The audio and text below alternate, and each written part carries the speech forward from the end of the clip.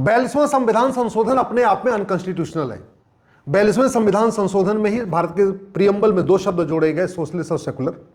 लेकिन जब यह संशोधन किया गया तो लोकसभा थी ही नहीं, क्योंकि लोकसभा का कार्यकाल तो 18 मार्च 1976 को खत्म हो गया था। 18 मार्च 1976 को लोकसभा का कार्यकाल पूरा हो गया और ये जो 42वां संविधान संशोधन हो गया, जो जिसमें प्रियम्बल को बदला गया, वो 2 नवंबर 1976 को हुआ। यानी लोकसभा का कार्यकाल पूरा होने के 8 महीने के बाद संविधान संशोधन हुआ। सवाल यह है, जब लोकसभा थी ही नहीं, कार्यकाल पूरा हो गया था, फिर संविधान कैसे बदला जा सकता है? हाँ, इमरजेंसी लगी थी, लोकसभा का कार्यकाल बढ़ाया गया था, लेकिन जो एक्सटेंडेड पीरियड था वो संविधान संशोधन के लिए नहीं था। लोकसभा का कार्यकाल जो बढ़ाया जाता है इमरजेंसी के दौरान, वो केवल सामान्य स्थितियों को पूरा करने के लिए है। मान लीजिए बजट हो रहा है, बजट को पास करना है, कुछ और छोटे मोटे काम करने हैं। ये संविधान संशोधन इमरजेंसी में नहीं होता है। लेकिन लोकसभा का कार्यकाल पूरा होने के बाद 3 संविधान संशोधन किए गए। पहले 40वां संविधान संशोधन हुआ 27 मई को, फिर 41वां संविधान संशोधन हुआ 7 सितंबर को, और फिर 42वां संविधान संशोधन हुआ 2 नवंबर को। इमरजेंसी के दौरान आप संविधान संशोधन कर ही नहीं सकते, और यहां तो इमरजेंसी के दौरान संविधान की आत्मा बदल दी गई, क्योंकि प्रियम्बल भारत के संविधान का एम्स एंड ऑब्जेक्ट्स है। प्रियम्बल भारत के संविधान की आत्मा है। प्रियम्बल भारत के संविधान का बेसिक स्ट्रक्चर है। इसलिए प्रियम्बल को आप ऐसे नहीं बदल सकते।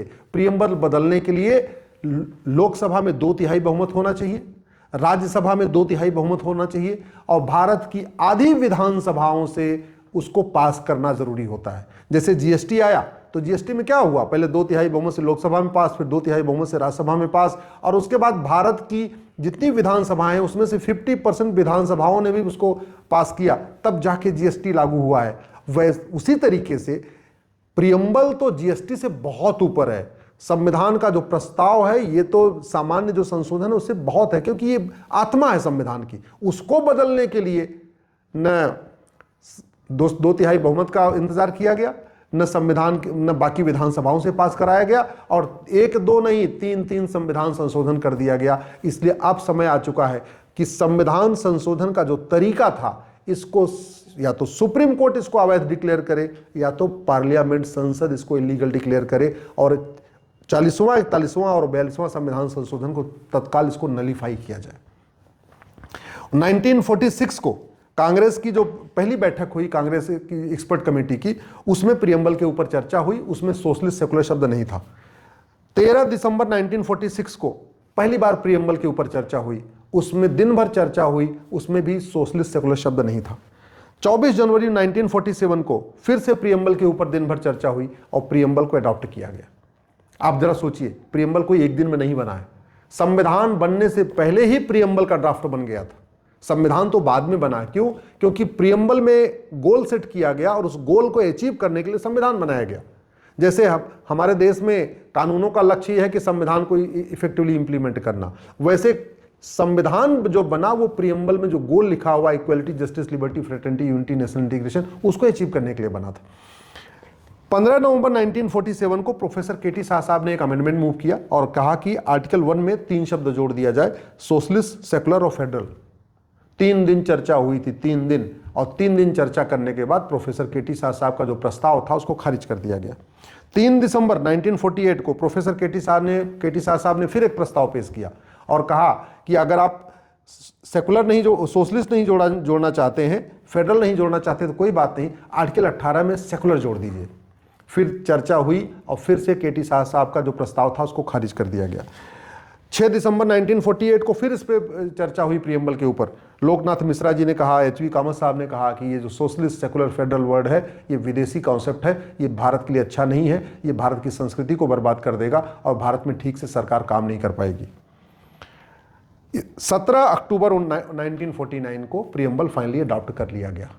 तो 10 दिन से ज्यादा प्रियम्बल के ऊपर चर्चा हुई, एक मत से प्रियम्बल अडॉप्ट हुआ। उस प्रियम्बल में न सोशलिस्ट शब्द था, न सेकुलर शब्द था, न फेडरल शब्द था। प्रस्ताव भी आया, वो भी खारिज हुआ, और बाद में इमरजेंसी के दौरान वही 2 शब्द जोड़ दिए गए जिसको हमारे संविधान निर्माताओं ने बार बार रिजेक्ट किया था। मार्च 71 में इंदिरा जी प्रधानमंत्री बनी, तत्काल उन्होंने 24वां संविधान संशोधन करके गोलकनाथ केस का जो फैसला था उसको पलट दिया। 1973 में केशवानंद भारती केस आया, फैसला आया। केशवानंद भारती साहब ने जो फैसले में कहा कि संविधान का बेसिक स्ट्रक्चर नहीं बदला जा सकता, और उसमें बेसिक स्ट्रक्चर क्या था? उस समय बेसिक स्ट्रक्चर प्रियम्बल था। प्रियम्बल ही संविधान का बेसिक स्ट्रक्चर था जब केशवानंद भारती फैसला आया। 12 जून 1975 को इलाहाबाद हाई कोर्ट ने इंदिरा जी का जो प्रधानमंत्री का जो चुनाव था, जो रायबरेली से चुनाव लड़के जीती थी, उसको रद्द कर दिया, क्योंकि उन्होंने बहुत वहाँ पे बूथ कैप्चरिंग करवाई थी, बहुत बूथ वहाँ पे लूटा गया था। उसके फैसले के खिलाफ इंदिरा जी आई सुप्रीम कोर्ट। सुप्रीम कोर्ट ने 24 जून 1975 को उनके पद पे तो रोक लगा दिया। जो हाई कोर्ट ने तो कह दिया था नहीं अब आप सांसद भी नहीं रह सकती हैं, लेकिन उसको स्टे कर दिया। लेकिन सुप्रीम कोर्ट ने कहा आप सांसद तो बनी रह सकती हैं, लेकिन आप प्रधानमंत्री के ऑफिस नहीं जाएंगी, प्रधानमंत्री कार्यालय नहीं जाएंगी, कोई सिग्नेचर नहीं करेंगी। वो सारी टर्म्स कंडीशन लगा दिया जो कुछ दिन पहले सुप्रीम कोर्ट ने केजरीवाल जी को लगाया था।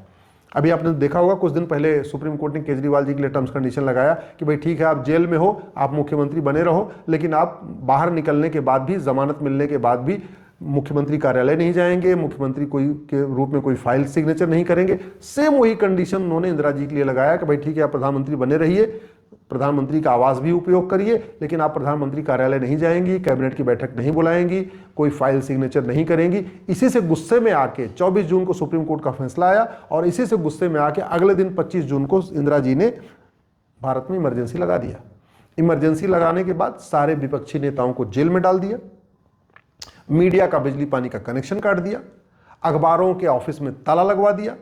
उस समय इलेक्ट्रॉनिक मीडिया के रूप में केवल एक ही चैनल था, दूरदर्शन। दूरदर्शन चूंकि सरकार के कंट्रोल में था, तो उस समय जो वो कुछ कर रही थी दूरदर्शन पे उसको दिखाया नहीं जा रहा था। एक दो अखबारों ने इस पर लिखने की कोशिश किया, उनका बिजली पानी का कनेक्शन काट दिया। लोग घर से पानी लेके आ रहे थे, जो वहाँ पे जनरेटर चला चला के अखबार प्रिंट हो रहे थे, ये स्थिति थी।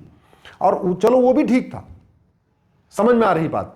लेकिन जब लोकसभा का कार्यकाल ही पूरा हो गया, फिर संविधान संशोधन कैसे हो सकता है?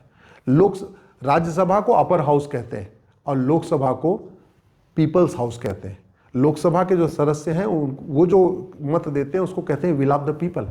तो जब विल ऑफ द पीपल थी ही नहीं, जब लोकसभा का कार्यकाल मार्च में ही खत्म हो गया, तो फिर नवंबर में आप संविधान की आत्मा को कैसे बदल सकते हैं? मैं सरकार से निवेदन कर रहा हूं, माननीय प्रधानमंत्री से निवेदन कर रहा हूं, ये जो इमरजेंसी के बाद और खास तौर पे लोकसभा का कार्यकाल पूरा होने के बाद जो 3 संशोधन किए गए, 40वां संविधान संशोधन, 41वां संविधान संशोधन और 42वां संविधान संशोधन, इसके ऊपर संसद में चर्चा करें और ये तीनों के तीनों संविधान संशोधन को वापस लें।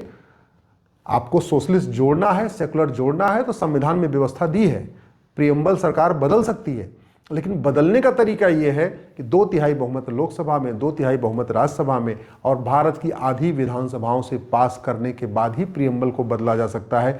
ऐसे इमरजेंसी लगा के नहीं बदला जा सकता। और अगर इमरजेंसी लगा के सोशलिस्ट जोड़ा जा सकता है, सेकुलर जोड़ा जा सकता है, तो फिर तो कुछ भी जोड़ा जा सकता है। ये खतरा बना रहेगा। जो लोग इस संविधान में, प्रियम्बल में सोशलिस्ट को जस्टिफाई कर रहे हैं, सेकुलर को जस्टिफाई कर रहे हैं, इमरजेंसी के दौरान जस्टिफाई कर रहे हैं, लोकसभा का कार्यकाल पूरा होने के बाद जोड़ा गया फिर भी जस्टिफाई कर रहे हैं, वो लोग ये भी समझ लें कि कल को फिर तो इमरजेंसी लगा के कुछ भी किया जा सकता है।